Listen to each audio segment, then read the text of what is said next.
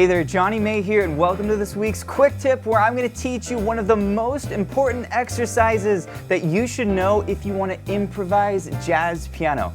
Now, a lot of students who want to improvise jazz unfortunately go about it the wrong way. For example, they'll learn some chords in their left hand, and they'll learn a scale in their right hand, and they'll start to improvise, and it kind of all sounds the same. You see, their problem is they're not practicing improv exercises. You see, with improv exercises, you'll take your playing to the next level, and in today's quick tip, I'm going to teach you one of the most important improv exercises that you should know. So let's go ahead and dive in.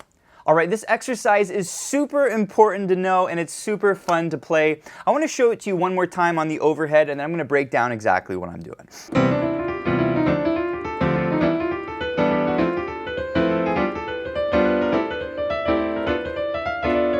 Okay, so what am I doing here? I'm basically practicing three very important things that you should know as a jazz pianist. The first is diatonic chords, which I'm going to talk about here in a minute. The second thing is the right hand scale, and basically we're going through all of what are called modes, which I'll explain here in a minute. And the third thing that you're learning is a very important technique for improv called upper and lower neighbors. So this is a great exercise because you go through all three of those things. So let's first talk about the chords. What chords am I playing? Well, these are called diatonic seventh chords, and they're basically all of the chords that come from the C major scale. Okay, and what we're doing is we're taking that first note of the C scale and we're skipping every other note. So we skip the D, we play the E, we skip the F, we play the G, and we skip the A and play the B. Okay, this is called a seventh chord. This is very, very important in jazz piano. If you want to learn all your diatonic seventh chords, you can over at pianowithjonny.com. So what I'm doing is I'm just coming up the scale playing seventh chords. So now I'm playing a seventh chord on my D. I'm skipping every other note. This is called an E minor 7, F major 7. Okay, if you don't know these terms, it's okay. You'll learn these as you learn jazz piano.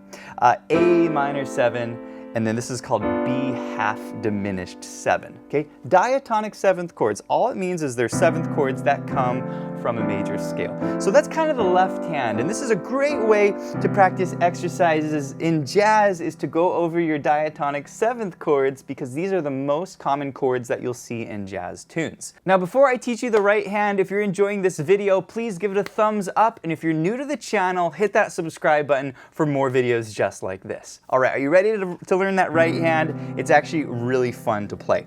So what I'm doing is I'm starting on the first 5 notes of my C major scale, and I'm coming up 1 and 2 and 3 and 4, and then what I want to do is I want to get to the next 5-finger position on a D minor 7 chord like this. Okay, so I want to connect both of these positions, 1 and 2 and 3 and 4, and I'm going to use this E flat to connect me to the first note of my next 5-finger position on my D minor 7 chord. And now from here I can go da da da da da da da. See what's happening? And so this is the magic of this exercise. Not only are we practicing each of these 5-finger positions on each of these chords, but we're also practicing how to connect each of these positions using what's called an upper neighbor note. Basically, if I want to target this D from this chord, I can use the note just above the D to connect.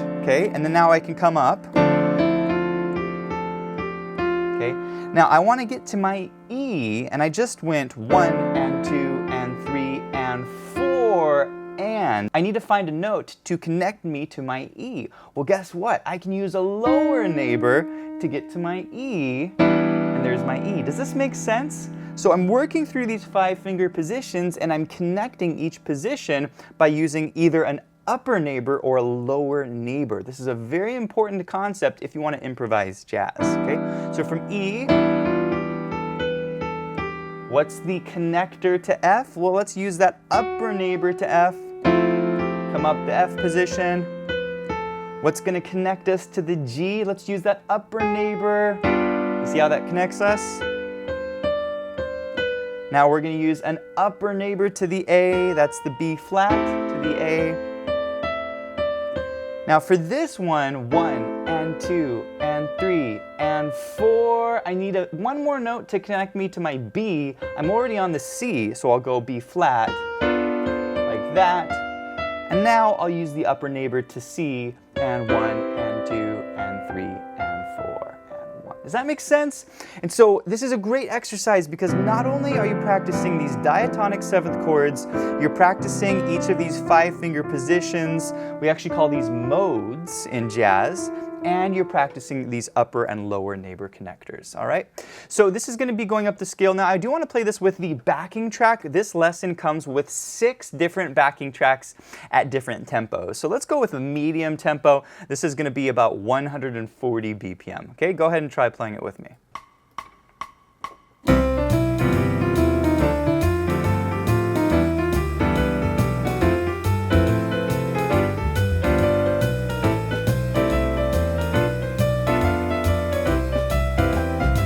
Now at the very end of this phrase, da da da da da, I'm going to come down, F, E, F, and back up to G, okay? Because we're going to play the same exercise going down, and I want to set myself up to come back up to that G, okay? Now these 6 backing tracks are downloadable at pianowithjonny.com, as well as the lesson sheet music here on the top left of the screen. You can also check out our smart sheet music. This allows you to change the key of this lesson with a click of one button. So you can practice this exercise in any key. So I'll put a link to all of that below, okay? So that's going to be the exercise going up. I do want to mention how I'm popping the chords, okay? If you count 1 and 2 and, I'm putting the second chord on the and on that F. 1 and 2 and 3 and 4 and 1 and 2 and. Make sure to put the chord on the and of beat 2 as you're practicing these. Okay, so that's going to be going up. How do you play this exercise coming back down? Well, it's pretty simple. We're going to start on the high C major 7 chord. We're going to start on our 5-finger position, and let's come down. 1 and 2 and 3 and 4. I need to get to my F for my next 5-finger position. Well, what's the best connector to use? 1 and 2 and 3 and 4, and let's use that upper neighbor chromatic connector to my F, and I use finger 5 to finger 4. I'm going to do a cross over here with 2, back to thumb, 3rd finger, middle finger on D, and now I need to get to my E, so I'm going to use the lower neighbor to my E. Now I'm in my new 5-finger position. Now I need to get to D. I'm going to use that D flat lower neighbor, and I'm in my new 5-finger position. Make sense? Now I need to get to my F 5-finger position. That's going to have a C on the top. Okay, so we're going to use that D flat upper neighbor, that's pinky, to ring finger, 1 and 2, and crossover finger 2, F, back to G with the thumb, 3rd finger on the A. Now I need to get to my E 5-finger position, which is there. Let's put the B flat lower neighbor, and now the D. Let's use the A flat. And now we'll use the F sharp to connect us to the G, okay? So this is a very important topic because when you're improvising jazz, okay, you're going to use these upper and lower neighbors when you're actually creating your improv. So this is preparing you to do that as you're improvising jazz. All right, let's play this exercise coming down, and here it is. We'll go to kind of medium tempo.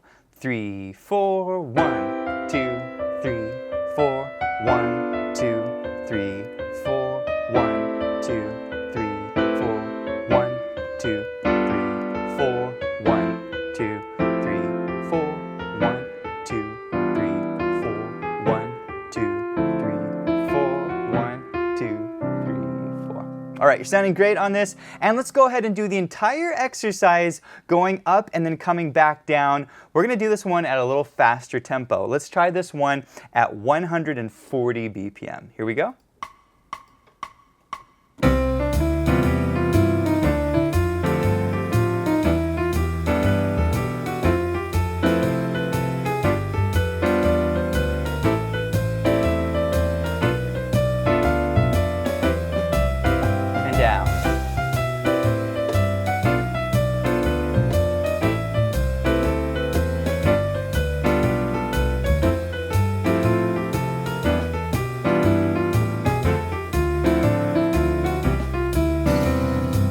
Now I want to show you how you can use the ideas from this exercise to help you become a better jazz improviser.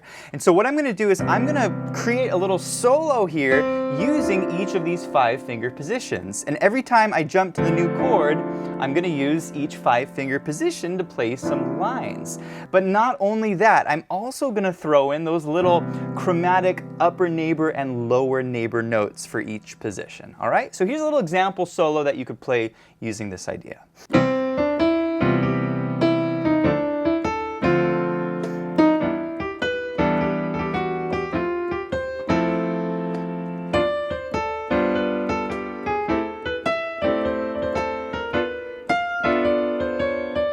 Doesn't that sound awesome? And again, all I'm doing is I'm taking each 5-finger position, da da da da da, using that upper neighbor to D, coming up some notes of this position. See what I did there? To my E, I use the lower neighbor, just outlining the chord, do a little turn here. Okay, that's that upper neighbor to F. Again, just coming up some notes of that chord. Check this guy out. Right? Just coming down some notes from that position. Lower neighbor to A, and I'm just coming up some notes here. Little turn there. Little lower neighbor to B. Just coming down that position, and then little upper neighbor to C, to D, and then to C. Okay, isn't that cool? You can also play a line going down. Check out what this line sounds like.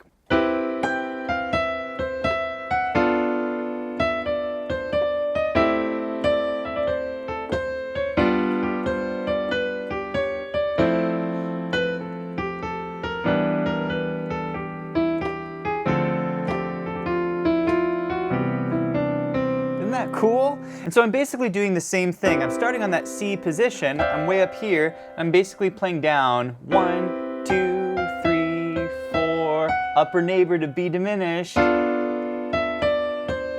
lower neighbor to A minor 7, we'll turn there, lower neighbor to our G position. See what's happening there? Just using notes from the position. Upper neighbor to the C, there's my F position. Lower neighbor to E, lower neighbor to D, little turn there, and then lower neighbor to the G from the C position. By the way, if you guys are enjoying this lesson, I want to mention a really great course where you can learn more exercises just like the one that you learned in today's lesson. It's called Soloing Over a Turnaround, and I'll put a link to that below. All right, I want to play this entire improvisation with the backing track, and here's what it sounds like at a faster tempo.